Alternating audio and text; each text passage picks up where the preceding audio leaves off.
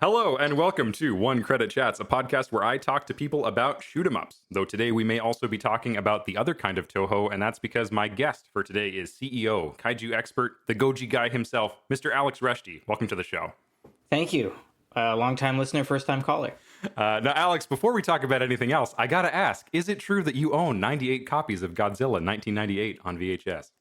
Technically true, but I own a lot more than that now. I've lost count. So how did you become a guy with a staggering collection of what some might say is the best monster movie of all time? I'm sure you'll agree with that, Godzilla 19. No, I wouldn't. I would not. Would not even remotely agree. So, I mean, I'm a lifelong kaiju fan. I grew up watching Godzilla, Gamera, Ultraman, King Kong, anything with a giant monster.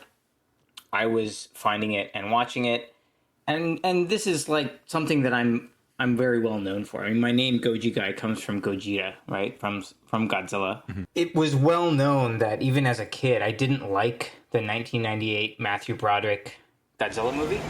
What? And it was well known at the 13am Games office. So we used to have an in-person office, and someone, like when I was away from my desk, someone kept putting VHS copies of Godzilla 98 on my desk and like in my house.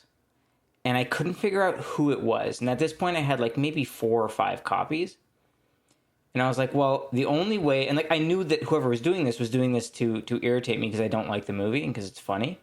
And I was like, well, the only way to counteract this light bullying is if I go and every time I see a copy of this movie, I buy it so that they can't. Yeah, so you just doubled down. I doubled down, and then here we are. You know, it's gotten out of control. Well, do you know the number, or if you were to estimate, how many copies of the movie do you own now? I would guess probably like 120 around there, maybe 125. Wow. And what's the off-ramp for this, or is there one? I don't know if there is one, to be honest. I mean, I assume getting to 1,998 would be the ultimate goal. But even if I hit that, people will still bring me copies. Like I went to dinner last night with some friends and someone brought me a bag of Godzilla 98s. So there's no escaping it. It's got to be a logistical storage issue at this point, too. Do you have like a shrine that you've, or what's like an anti-shrine, I guess, a hate shrine for Godzilla 1998? Right now I've just got them in, you know those, when you go to IKEA, you get these big, sturdy blue bags.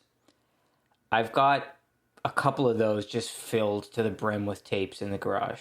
Godzilla 1998, was that a movie that you were like really excited to go see as a kid or as a younger person, and then you went and it just broke your heart because it didn't live up to... Like, sort of. I remember being excited and like getting the toys and stuff.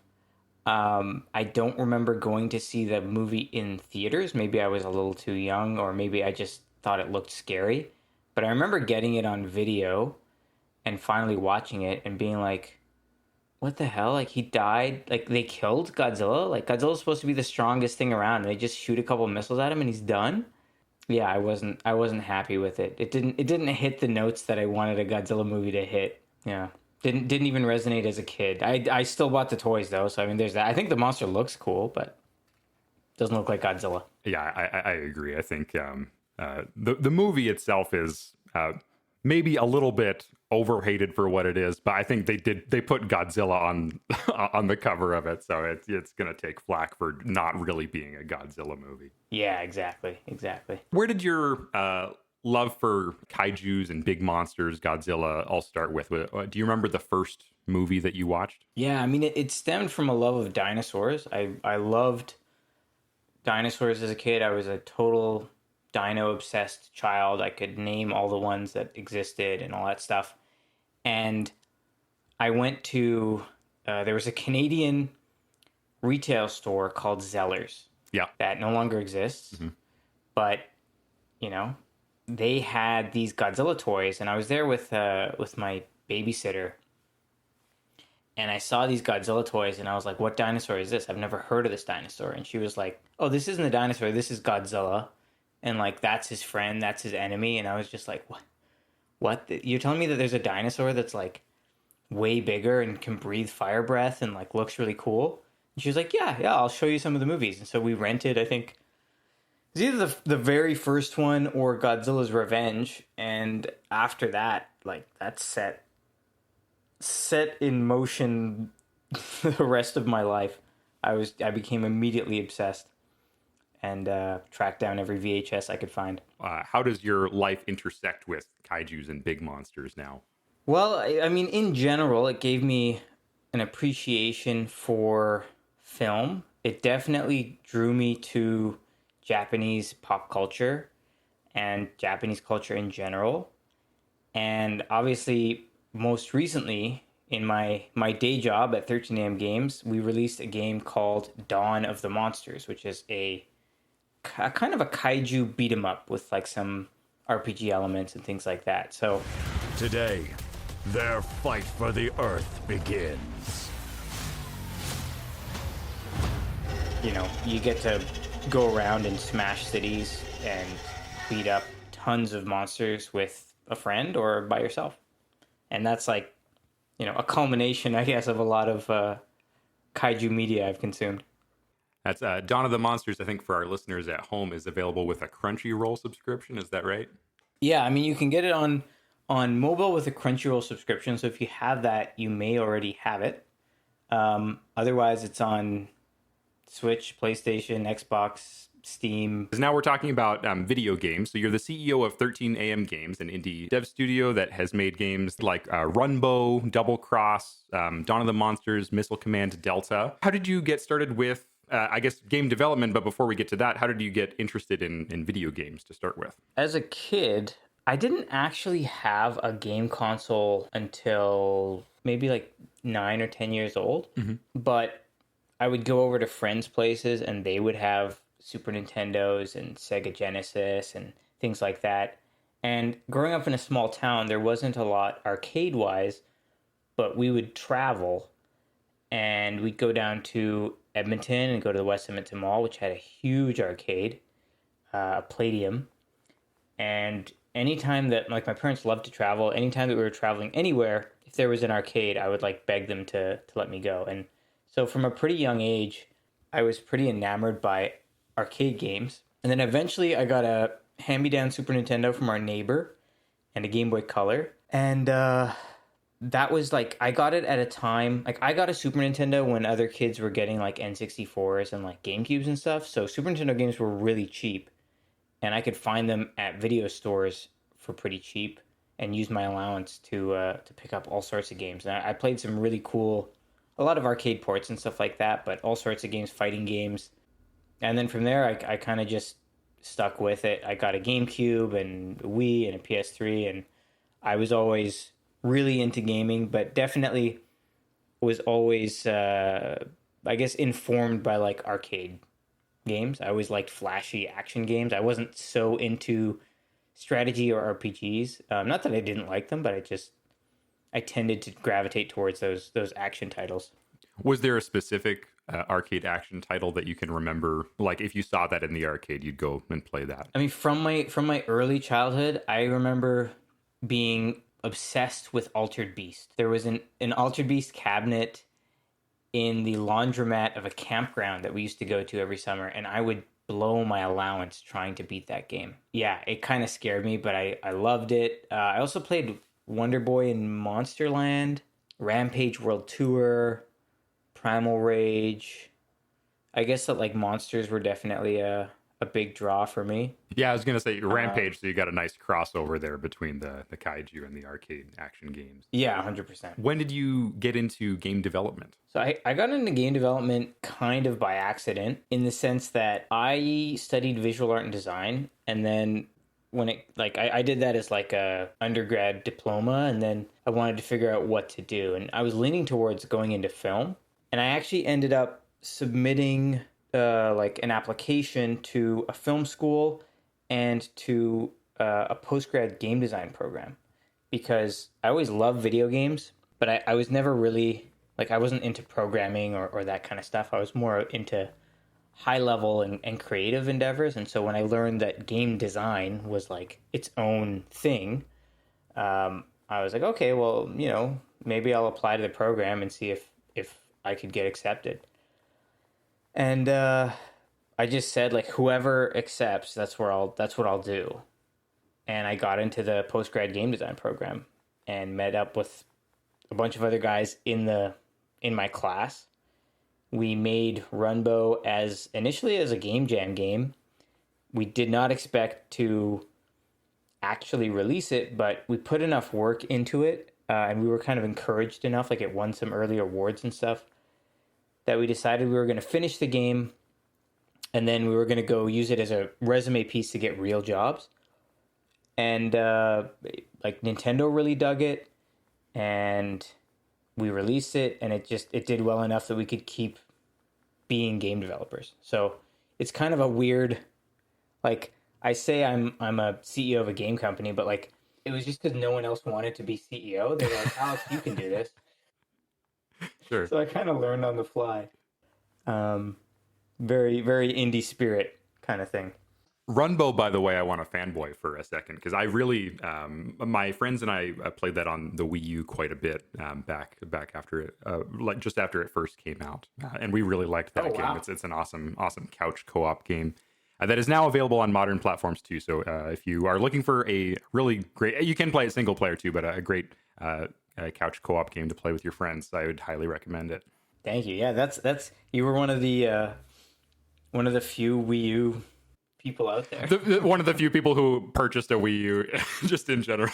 Yeah, it's great. I think I'd have to check, but I don't know any other game company that like built itself out of the Wii U, because we launched it as a Wii U exclusive, and then that was like enough to keep us going, which is nuts because no one had that. But so I've heard that the Wii U, part of the reason for that was that the Wii U was difficult to develop for. How was that experience as like a first development project, making something for the Wii U?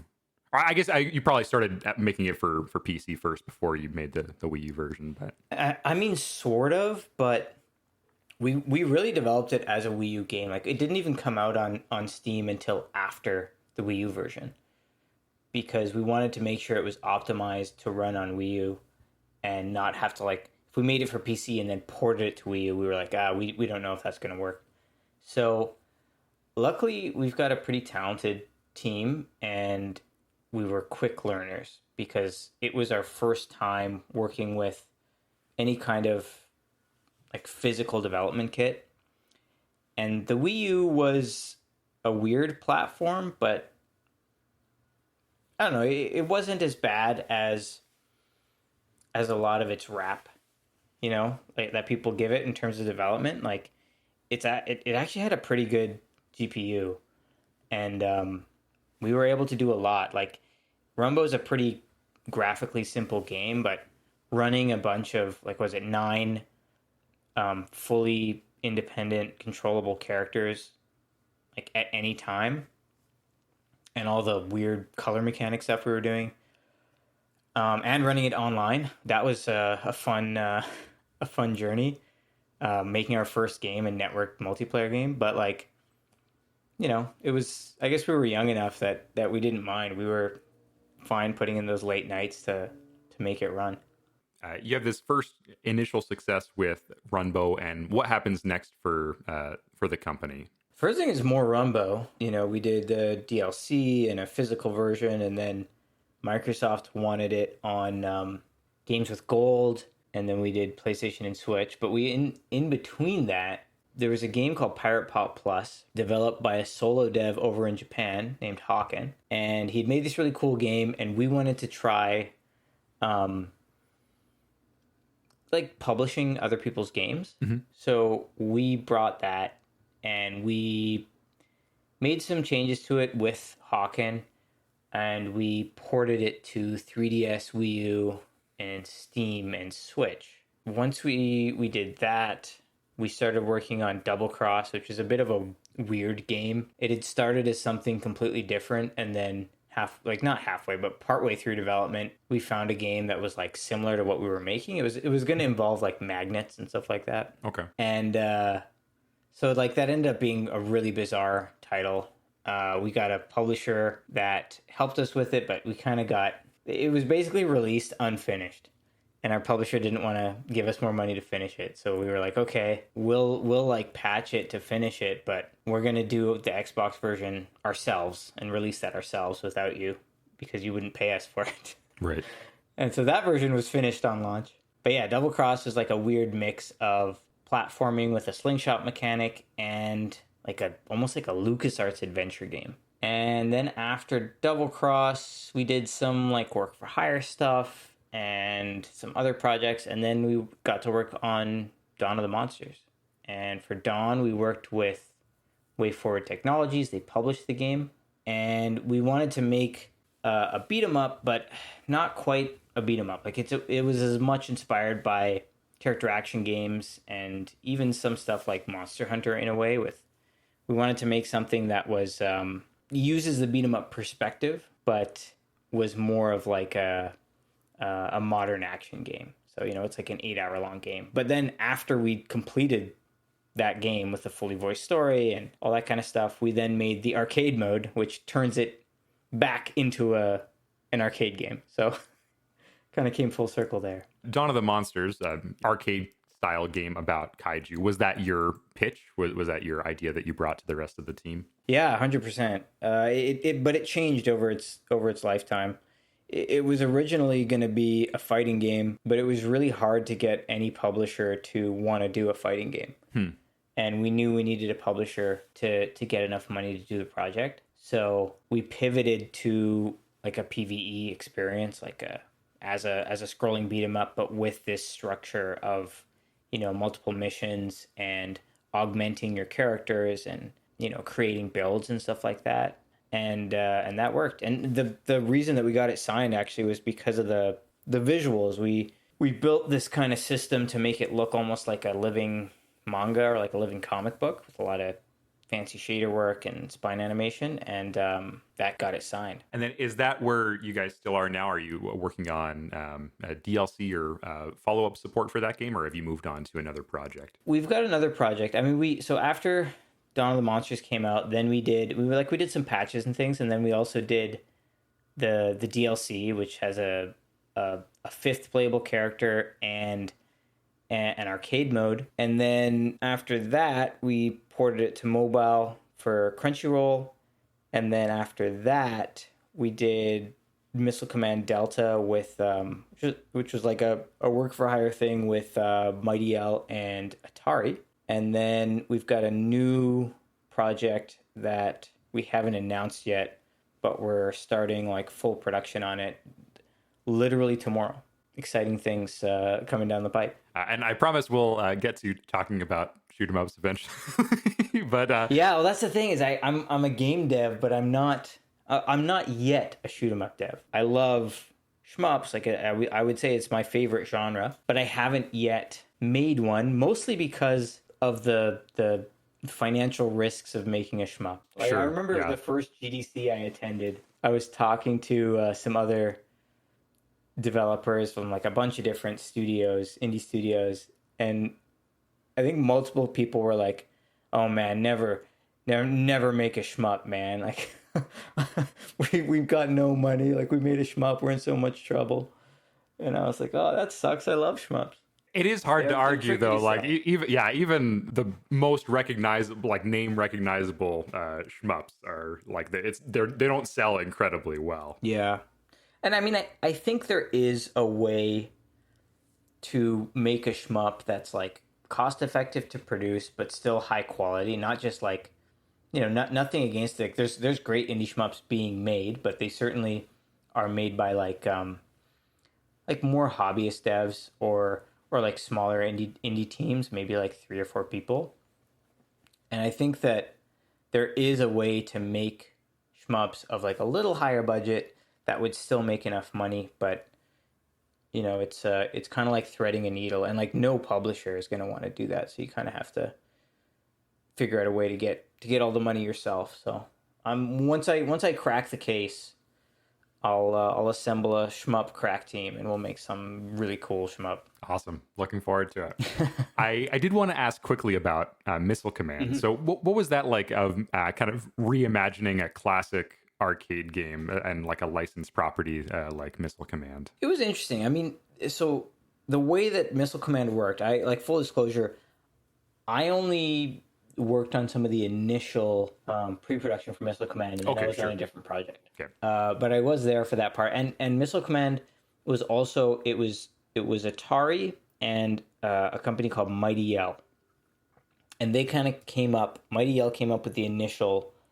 concept, and then our team was tasked with basically building out that concept. So the card battle system. So basically, it takes Missile Command and makes it turn-based, which sounds like, oh, that should make it easy, but it's actually like I guess I can say this because I wasn't that involved in production. Finally sitting down and playing it, like the card battles are really kind of tense and addictive because you can see a certain number of moves ahead, but you can't see everything, and so you're trying to react and place cards and stuff. So it was interesting because Atari kind of gave us carte blanche.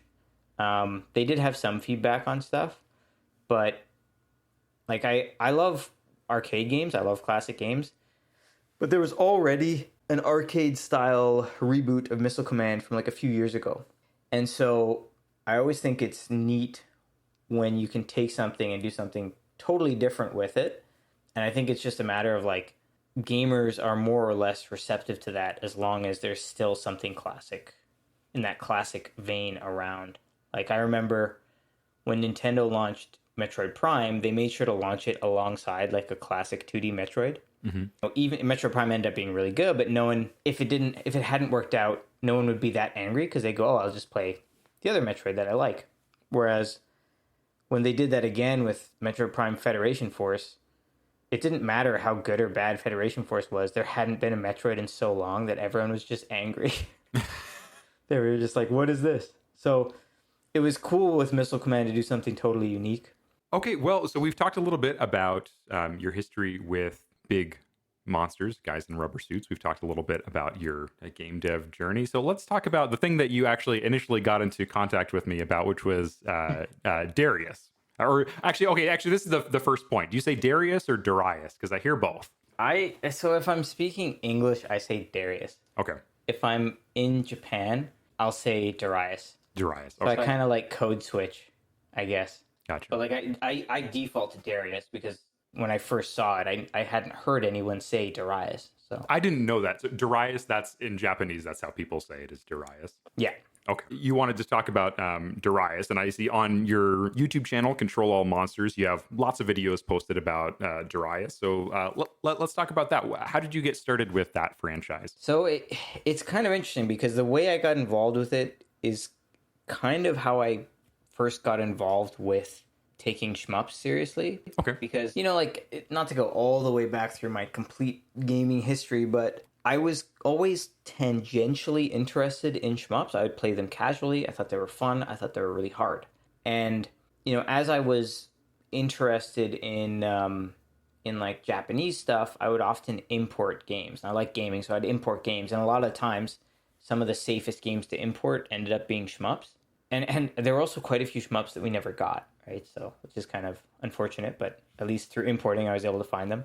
In 2012, I went to Japan for vacation with my dad, and it was pretty much the first time I was going there. Like, I'd gone for a brief student exchange, but this was we were just kind of exploring Tokyo. I went to, I honestly think it was Hirose Entertainment Yard in Akihabara. I can't 100% remember, but it was an arcade in Akihabara. They had a brand new game on the floor, and it was Darius Burst.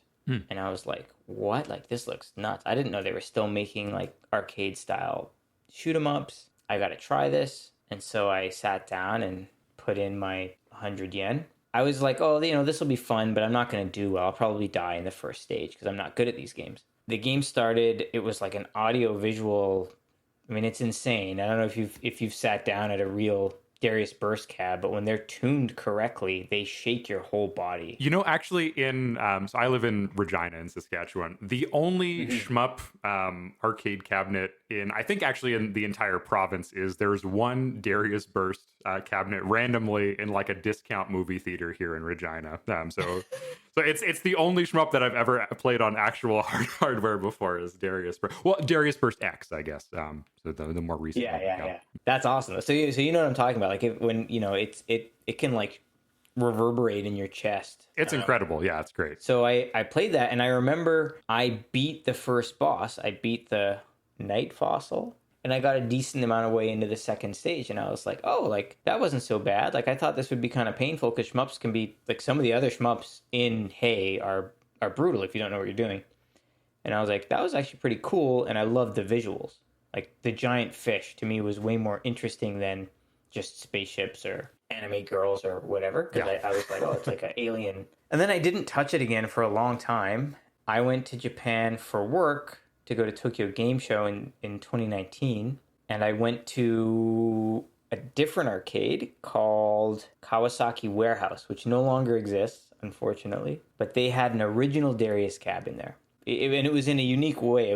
This arcade wasn't so packed and it wasn't so loud. So I sat down to play Darius and I plugged in headphones and I was like, oh, I'll give it a shot. This is like the old version of that game I played years ago. Mm-hmm. And I also like made it decently far in my run. And I was like, oh, this is pretty fun actually. Like this is kind of addicting.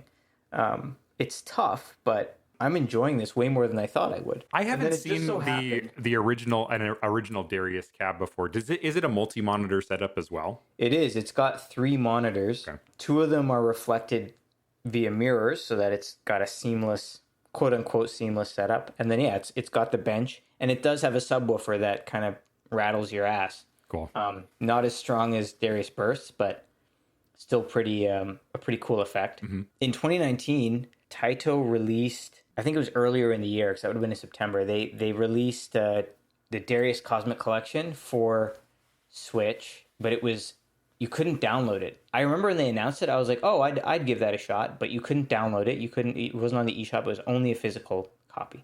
And I was in Japan at one of the game shops in Akihabara. They had a used copy for cheap. That's a great import game because it's hard to find because you can't get it digitally. Yeah. I actually kind of like the Darius game. So I started playing around with that. It's got Darius 2, a couple different versions of them each, and then Gaiden. And I started playing Gaiden, and I was like, holy smokes, this game's really cool. Like, it's beautiful. I got hooked on it. I think I also played it at Hirose Entertainment Yard, maybe on the same trip. But yeah, I was just like, this is like really cool. And I didn't take it seriously until the pandemic hit. I was stuck indoors, and I would wake up every morning, and I was like, I just want to play something in the morning to like keep my mind off of all this pandemic stuff and to like wake me up. So I picked a shmup, and I picked Darius Gaiden. And after I think maybe like a week or 2 of doing it casually, I was like, maybe I could just beat this game. Maybe I could just 1 credit clear this game. And after some time, that's exactly what I did. That was the first 1cc? That was my first 1cc. Nice. Of I think any arcade game. What a great pick, too. Darius Gaiden's an incredible game. I wouldn't say it's super common, but like a reasonably common first 1cc is Darius Gaiden. It seems to be like a gateway drug for a lot of people. I think Octane, maybe that was his first 1cc. It was an early one for me, too. I think especially with Turbo Fire enabled, it's a very accessible early 1cc. Yeah, definitely. And especially in the realm of Darius games, it's the only one, I mean, arguably Burst, it's the only one that has a proper smart bomb. Yeah. With 30 hertz and a smart bomb, like most people can survival clear that game. Yeah, Darius Burst, I guess maybe too, just because at least if you're doing the easiest route, it's a very short game, so you can just so you don't even need save states to be able to practice it efficiently. Yeah, and I think that's one of the best things about Darius Burst is that it's so short that it makes it approachable. You know, you get to some of those harder routes and like it's actually quite difficult, but it doesn't feel as punishing or insurmountable because you're like, oh, like it's only 3 stages. Yeah. I died on stage 2 at the boss. That's still like 60% of the way there, you know? But yeah, so after clearing Darius Gaiden, I then got the bug and just kept playing Darius Gaiden.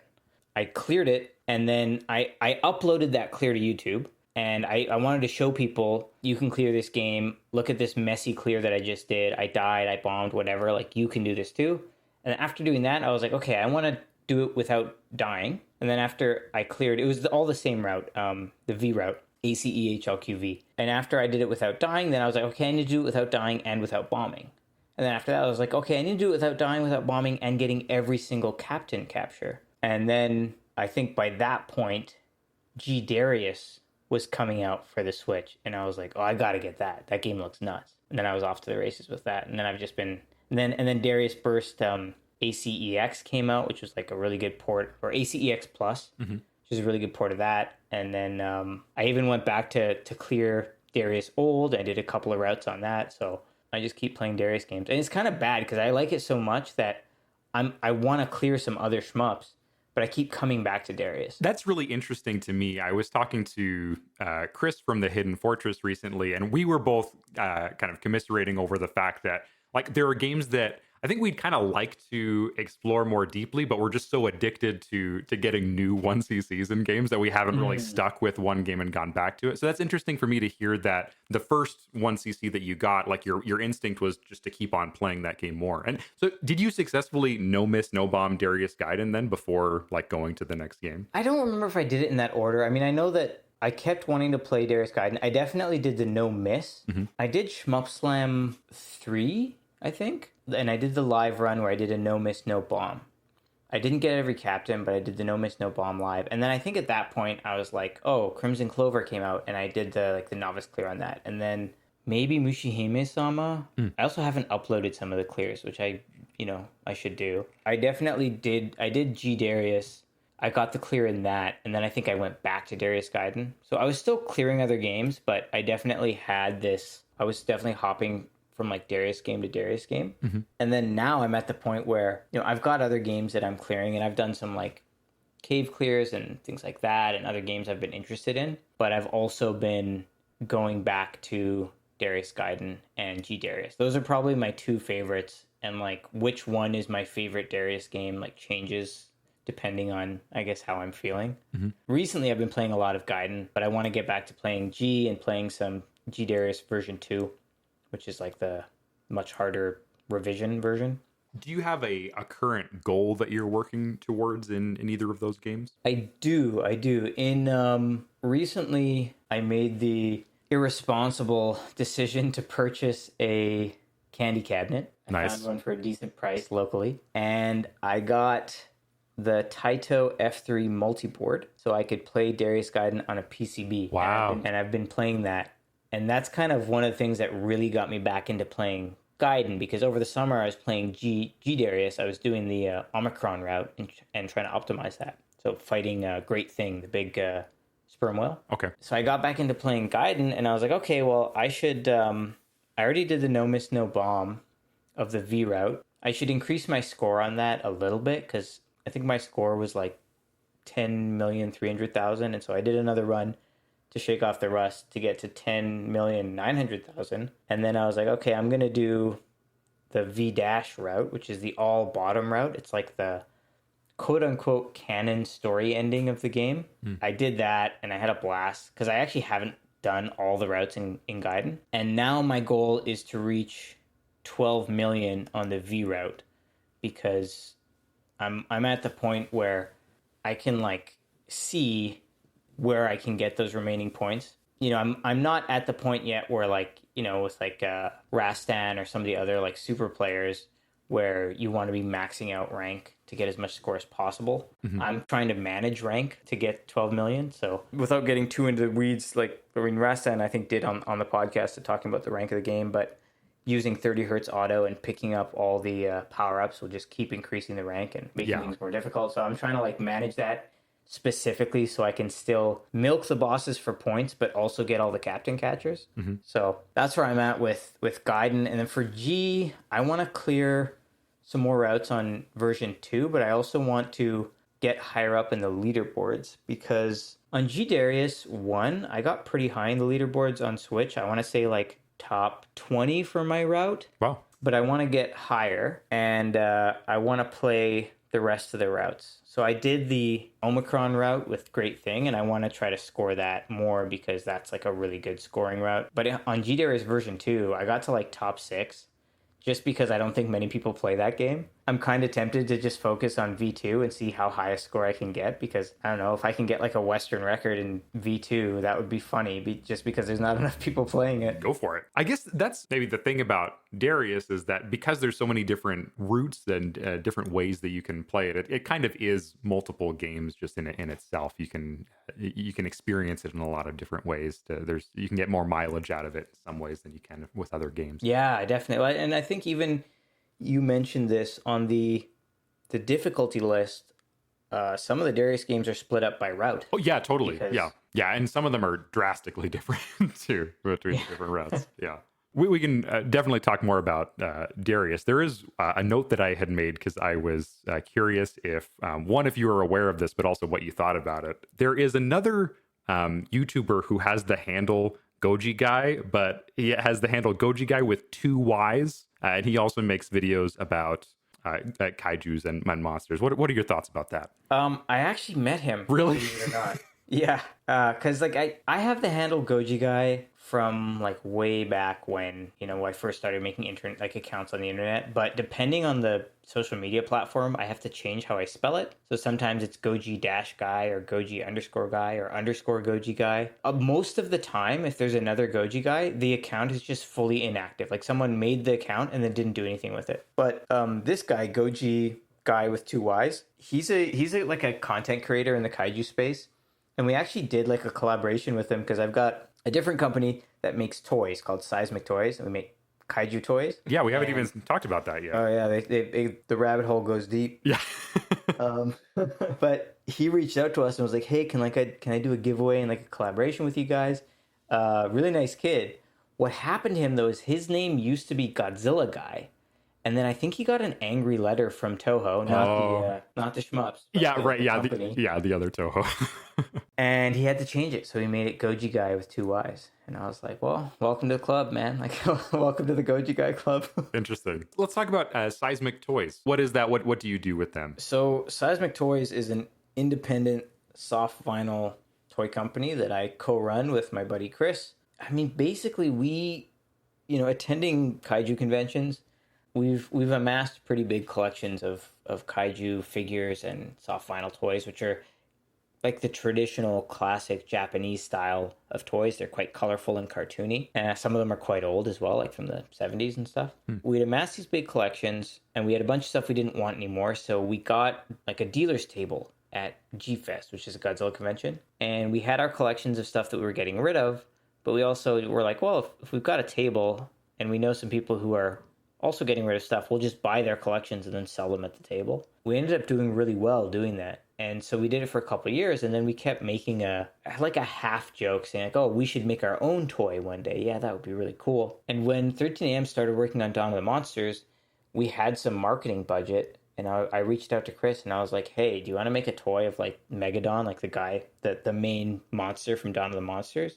And he was like, that's a really cool idea. So we did it, and what was crazy is that we released that toy in 2019, and the game wouldn't come out for another, 2 years. So we weren't sure if that toy was going to sell, because who wants a toy for a game that doesn't exist yet?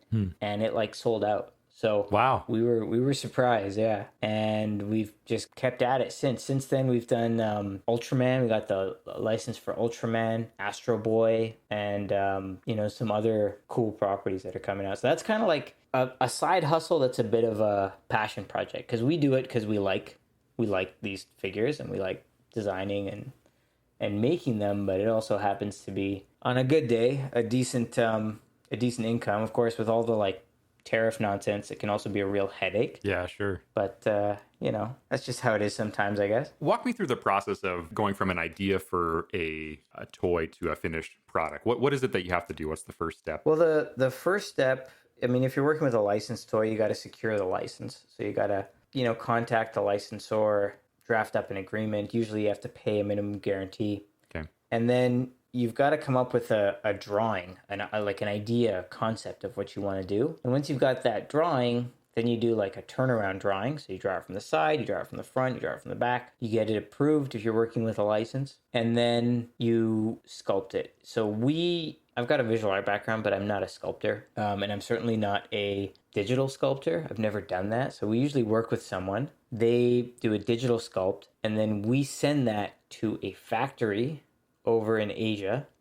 We work with a guy that's in Hong Kong, and he 3D prints it, shows it to us, checks it out, cuts it up into all the joints. Sometimes you have to like do a bit of back and forth to make sure it's bouncing right, make sure the joints are going to work right, and then gets some vinyl and melts it down, pours it into these like cast iron molds, pulls it out, puts it together. Wow. You know, we send over like, hey, here's the paint map. So like I'll design, hey, here's where this spray needs to go. Here's all the colors that need to be on these certain parts. They paint it. We design the packaging. We get them shipped over here. We package them up and we sell them. That's really cool. Like maybe like a 5 to 7 month process. Yeah, it sounds like a lot of work, especially with collaborating long distance with people like that. I don't know, but are you a kaiju fan yourself? Or do you collect anything? I would feel like a poser if I answered yes to that question. I do like I really like I'm a big movie fan in general. So I did the film school thing. I like movies. I like classic movies. I like the original King Kong and the original Godzilla. But you know, I haven't watched through the larger like Toho libraries of movies and things like that. So I couldn't say that I'm deep in the paint with kaiju stuff. But I do really like those classic movies. Nice. And I think we've got that in common as well, because I was planning to go into film, so I also did the whole, not quite film school, but like I did film studies, and you know, did a lot of the like video production stuff, and then I've watched a lot of movies, and I've got a big movie collection. I feel like I could talk about movies as much as I could talk about games, even though my full-time job is games. Another thing that Chris from the Hidden Fortress said as well, like he's also, you know, his first and foremost, you know, he was a movie guy before being a video game guy. Like that's his passion. I find that, I guess it makes sense for a lot of people who make stuff on YouTube. It makes sense that, you know, they're into movies. Yeah, I remember listening to that episode. I was like, oh, that totally makes sense, because a lot of his videos, not only are they, like, I think you pointed out that they have a kind of cinematic flow to them. Yeah. But also he has a lot of clips from classic movies in those episodes. So apart from monster movies or kaiju movies, are there other genres or other specific directors that you really like? Yeah, I mean, because I like kaiju movies, I end up watching a decent amount of Japanese movies. So, you know, starting with Kurosawa stuff and other genre stuff. But I really like, there's a Japanese director by the name of Mitani Koki, and he directs these kind of, they're comedies, but they're kind of like a little more dramatic comedies, and they're awesome. If you're into Japanese film, I highly recommend it. Probably like, I mean, really any of his movies are pretty good, but he had a few notable early ones that are, I think, won a bunch of awards and whatnot. Okay. I like horror movies and sci-fi, and recently I've been getting into westerns. I was never really into westerns until like this year, and I've just dove deep into that genre, and I've been having a blast. Did something specific kick that off? Yeah, what was it? Oh, Toronto is like a very much a movie city. It's a film lover's city. Yeah, totally. We've still got multiple operating video stores. So I walked into one of them, and the owner, it's a store called Eyesore Cinema, and he had mentioned that this movie called The White Buffalo, the owner's name is Dan, this movie called The White Buffalo was re-released on Blu-ray, and he was like, yeah, this is like a Western, but it's like Moby Dick with a giant animatronic buffalo in the 70s. It's got like Charles Bronson in it, chasing down a huge buffalo. That rules. And I was like, that sounds great. Like, I don't really watch westerns, but I was like, I need to watch this movie. So I got it from him, and I watched it. And then I was like, maybe westerns are actually kind of tight. Like, maybe I should watch more. So I called up my dad, and I was like, hey, you like westerns? And he was like, yeah, of course. And I was like, well, recommend me a few. And he gave me a list, and I've just been going down the list and really enjoying them. And then what was even more surprising is I watched one with my girlfriend. She wanted to watch a movie that was like a good buddy movie, like a two guys out against the world. And I was like, oh, well, let's watch Butch Cassidy and the Sundance Kid. And she loved it. Like, Awesome. it's like her new favorite film. That's cool. So she's been joining the Western action as well. And I love finding a genre and then just diving deep into it. It's kind of what happened to me with shmups. Like, I hadn't really played shmups until 2019. And then I just, once it clicked, it's like this whole world of video games opened up to me that I hadn't experienced before. Yeah, it's relatable. You were talking a little bit about the film scene in Toronto, and being someone who's into film, who lives in Toronto. Have you heard of Nirvana the band, the show? I love Nirvana the band, the show. Oh my God. You know what? If I thought that there was more than 3 people in the world who would talk to me about Nirvana the band, the show, this would be a Nirvana the band podcast, because I absolutely love Nirvana the band, the show, but I've never met a person who has ever seen it before. No, I absolutely love that show. Hell yeah. And I'm stoked for the movie. I haven't seen the movie yet. I missed out on the chance to check it out at TIFF because I was traveling. Incredible show. And I mean, like We Shop Wednesday that's gotten life, like, even outside of the fandom of Nirvana the band, the show. Yeah. Hey, for everyone else who listening to this, who I'm sure has no idea what we're talking about, if you look up We Shop Wednesday on YouTube, you'll find a video with Matt Johnson and Jay McCarroll, and it's amazing. You should go watch it, and then you should go watch everything else that they've ever done, because it's all great. I'm very happy to have found someone else who appreciates Nirvana the band, the show, because it's incredible, and I feel like it kind of got I don't know, like it didn't deserve the unceremonious cancellation that it got. Like, it's kind of had a stream of bad luck. Yeah, right. If it was an American show, I feel like it would be on like its 8th season. Absolutely. Yeah. But I'm so glad that they got the rights back and stuff, and they're doing the movie, and yeah, no, I'm stoked. Nirvana the band, the show, for everyone else, it's a TV show, or was a TV show. It started out as a YouTube series made by 2 guys living in Toronto, where they play just these 2 doofuses whose biggest dream in the world is to play a show at a restaurant called the Rivoli, which is not even like a super famous restaurant or anything. It's just a restaurant in Toronto that sometimes has live music performances. It got picked up by Spike TV Canada, which no longer exists, which is why the show was. I guess the show wasn't even canceled; just the studio, or the channel that owned the rights to it went under while they were working on the 3rd season. But yeah, just recently they've put out a movie which will get a wide theatrical release next year, I think. Editor Daniel here. My son was born between recording this audio and finally editing it 6 months later, so the movie has come and gone from theaters, but is available to stream and buy digitally on a few platforms depending on your location, including Apple TV and Amazon Prime, if you want to check it out. What's funny is, so I mean, obviously Nirvana the band, the show, has become, at least in Canada, it's kind of like the Jesus fish. Whereas, like, if you meet someone who knows the show, you're kind of like, oh, like, we get something. Yeah. Yes, yeah. Yeah, like, we have a connection. You know what else surprised me? What's that? There is a decent community of shmup players in Canada. Yeah, I've been surprised too to find out how many people that I've talked to who, like, they mention that they're based in Canada. I'm like, oh wow, yeah. Small world. There's actually, like, at least in this part of Ontario, there's at least 2 shmup meets that I go to. Like, obviously, like, there's a decent amount of people there, and some people are just like, hey, like, I just like shmups and I just like hanging out.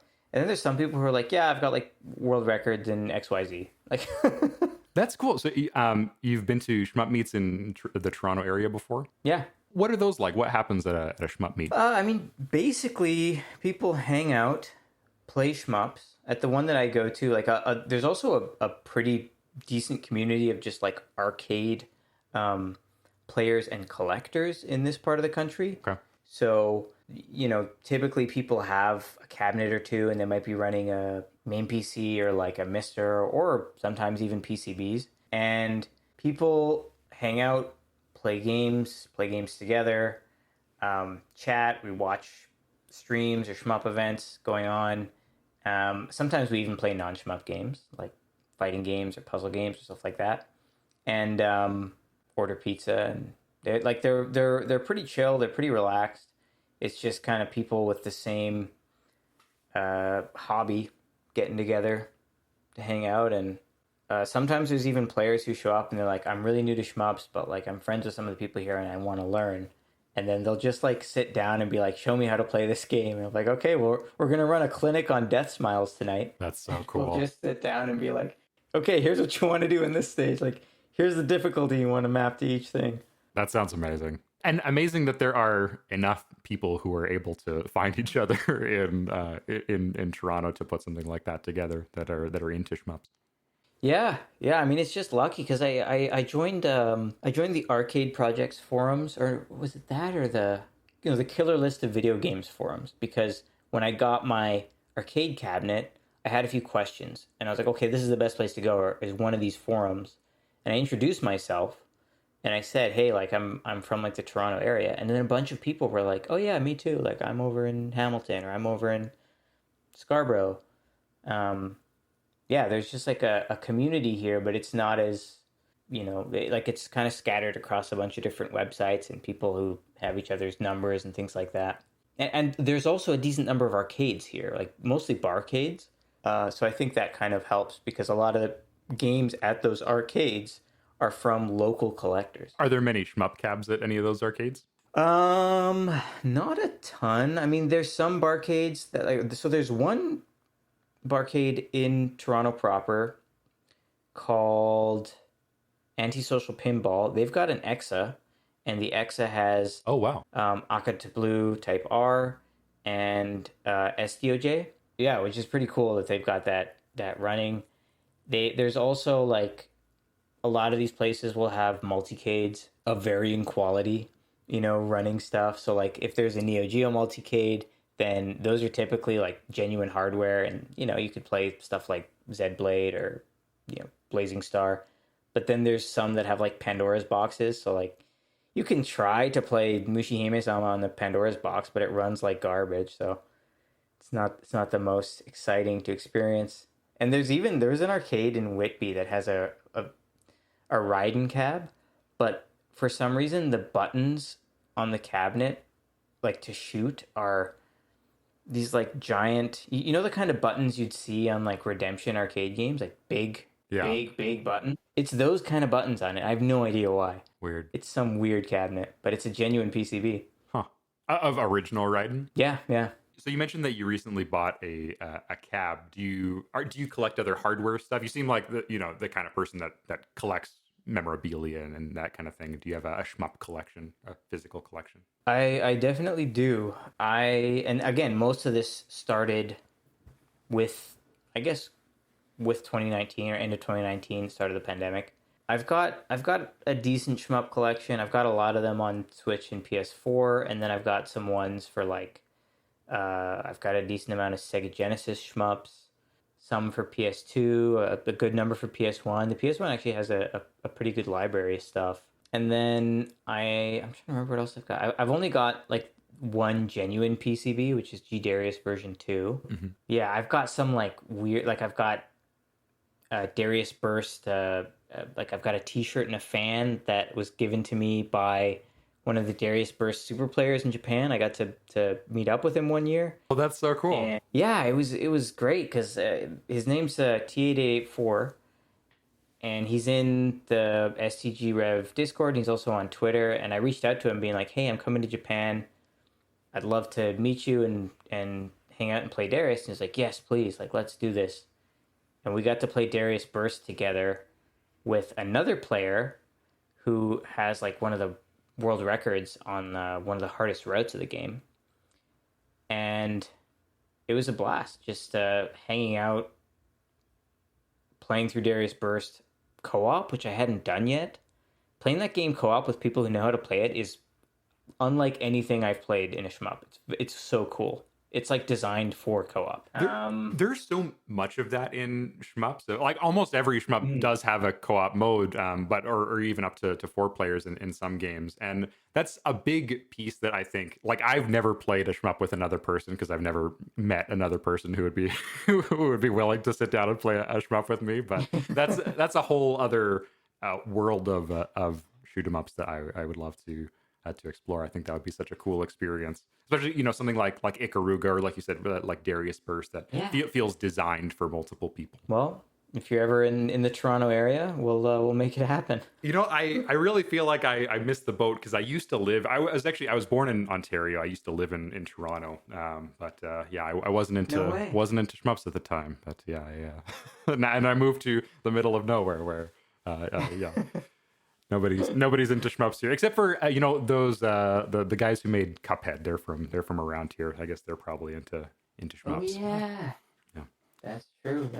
Yeah, I kind of had the opposite. I mean, I was born and raised in Alberta, and then I moved to Toronto, and I guess thankfully I got into shmups when I was here because I don't know anyone in Alberta who plays these kinds of games. But no, yeah, Toronto I guess seems like a good bastion for the shmup scene. Yeah, I mean, there's even an arcade downtown that it's like a Japanese arcade. They've only got. It's mostly music games, to be honest, but there is a Vuelix with a bunch of shmups on it. Cool. Well, Alex, is there anything else that you can think about that you'd like to chat about? Well, I mean, I will say, actually, one thing I did want to talk to you about. Because I was rewatching some of your videos, and I was curious your thoughts on how to gauge shmup difficulty. Because obviously this is a big component of your channel. Yeah. And I think you're experiencing something similar to what I've experienced, which is that as you get deeper into the genre, your skills are your skill set is getting larger and deeper, and games are becoming easier to you, even if they may not be objectively easier than previous games you've cleared. Like, do you find you experience that? Yes, though one thing that I've found is that it's not universal to all shmups. For the first while, I would say like the first 10 ranks that I was playing through games from the STG Wiki rank list, I would say that their rankings I agreed with more. Like within like one or two places, I was like, yeah, okay, this is I think is harder than this. This is harder than this. They were pretty close overall. One thing that I'm finding as I'm jumping around, kind of playing more games that are between the 11 to 19 range, which is what I've been doing kind of over this last 6 months, is that the more I feel like I've gotten better a lot faster at the more classic horizontal shmups compared to the more Danmaku style vertical stuff. So I think just because I played more of those games in the first 10 ranks, so I think I've learned that skill set more, like playing Gradius and playing through Darius Gaiden and that kind of thing.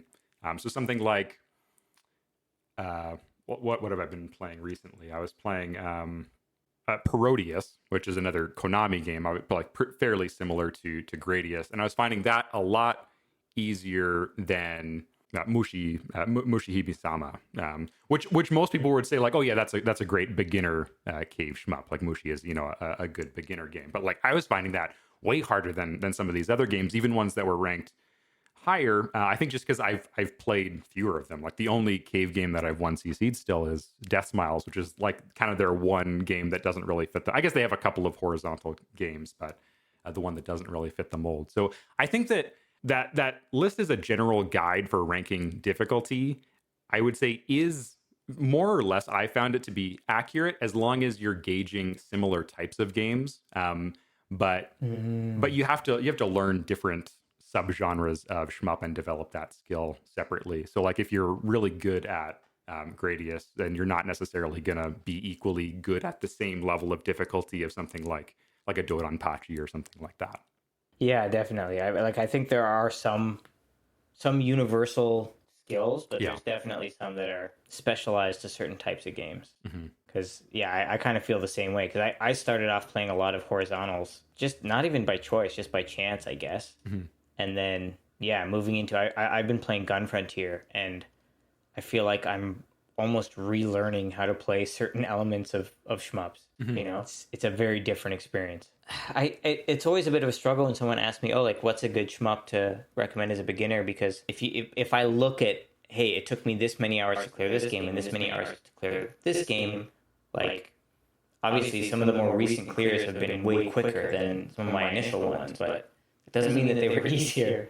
by any stretch of the imagination. So Totally. And there's so many lose track. so many factors that go into difficulty too.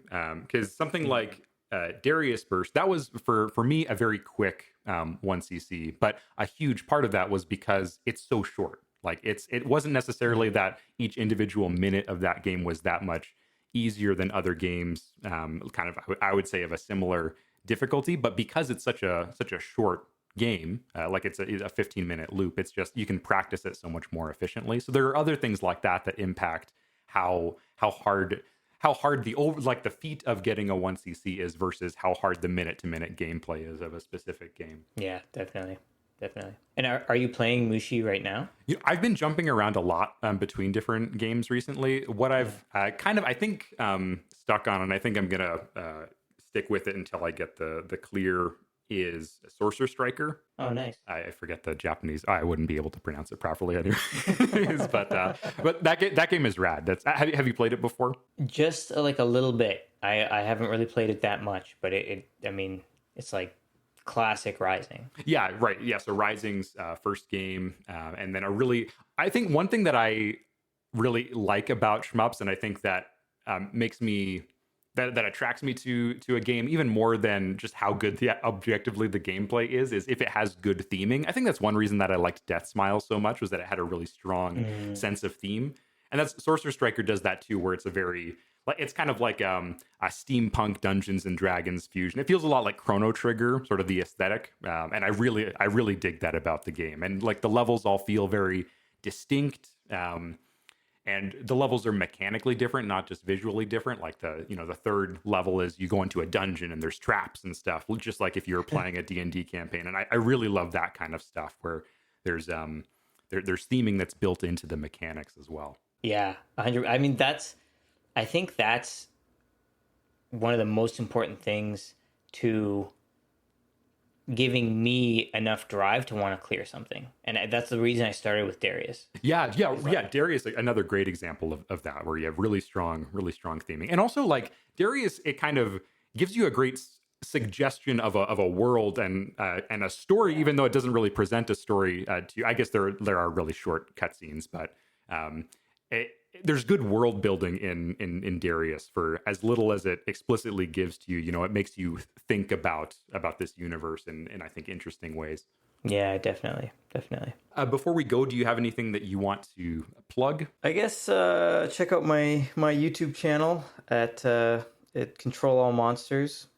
I upload shmup stuff there, and I've got socials are like Twitter. I'm Gojiguy_guy. On Instagram, I think I'm _Gojiguy. So there's that. If you're interested in my games, 13amgames.com. If you're interested in my toys, seismictoys.com. Yeah, I'm also on a few of the shmup discords. So if anyone wants to reach out to me there, they can find me and DM me or anything like that. Mentioning your YouTube channel, everyone listening to this to go and watch the most recent video that Alex put out. It's called "What is Considered Cheating in Shmups," and I won't spoil it, but that was a great watch. I highly recommend it. It's really important that people understand what is and isn't considered cheating. Otherwise, they're going to make fools of themselves. That's right. So yeah. Definitely. All right, Alex. Well, thank you so much for taking the time to talk with me. Thanks for having me on. I mean, I'm glad that there is a channel with great shmup content, especially in podcast form, because I just eat this stuff up. So I've really enjoyed following the channel and watching your journey, and I can't wait to see more. Well, thanks so much, and likewise for you and your videos. Much appreciated. Talk to you later.